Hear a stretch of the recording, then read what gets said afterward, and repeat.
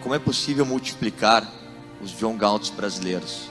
Como é possível criar um modelo escalável, né, de cérebros e inventores no Brasil? Well, a scalable model, I don't know, but look, the battle in the end is an educational battle. What we need is to educate people about the ideas at the foundation of freedom, at the foundation of liberty. What we need to educate people about is in a new way of looking at the world. We are still held captive. We are still prisoners to the same philosophy and moral code that the West has had with one small episode of rejection that the West has basically had for 2,000 years. And a small window of opportunity was the Enlightenment, the Age of Reason, the 18th century, out of which the United States came. We need to resurrect the Enlightenment. We need to resurrect the Age of Reason. We need to admire and respect achievement. We need to celebrate the great entrepreneurs in Brazil and in America and in everywhere around the world.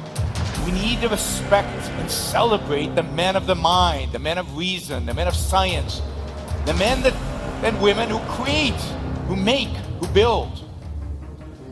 That was the attitude during the Age of Reason. If you think about the Age of Reason, it starts with Isaac Newton, right? Physics, right? It was about explaining the physical world, showing how the physical world works.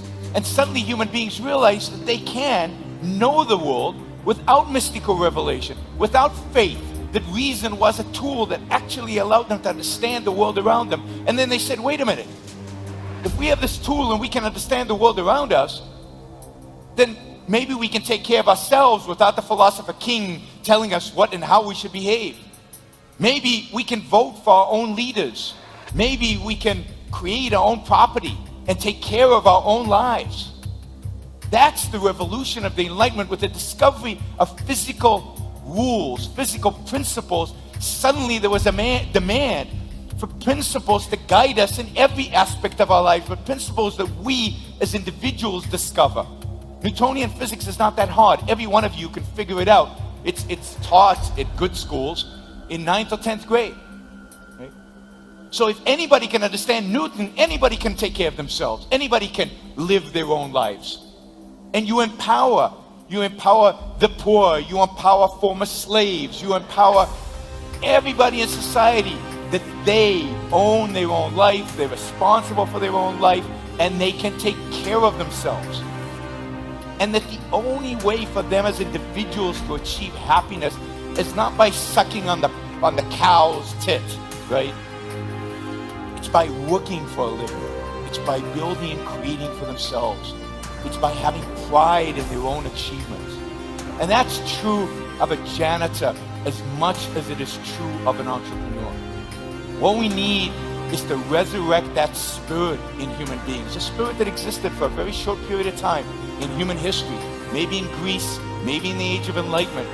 But pride in one's own achievements, pride in one's own life, focus on one's own happiness at every level of the socioeconomic ladder. It's not an issue of how much wealth you have. It's not an issue of how much IQ you have. It's an issue of your own personal choices and your own personal ambitions. So how do we multiply this? We go out there and we educate people that their lives are worth living. You get one shot at this in life. All of us get one shot at this. Make it count. Make the most of it. And that's the message we should send to everybody. Everybody out there, no matter where they come from, no matter where they live. And that there are real opportunities, and the opportunities lie in freedom. The opportunities lie in liberty. The opportunities lie when the shackles get lifted and we're allowed to pursue our own happiness.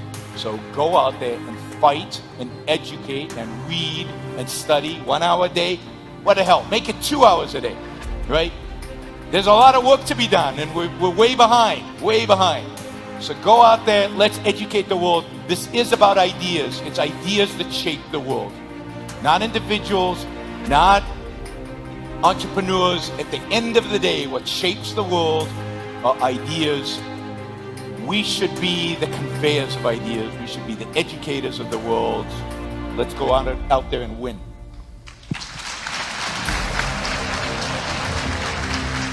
La revolución necesita de tu ayuda. Deposita, suscríbete, comparte los videos, apórtanos en el Patreon para que podamos seguir luchando por la libertad.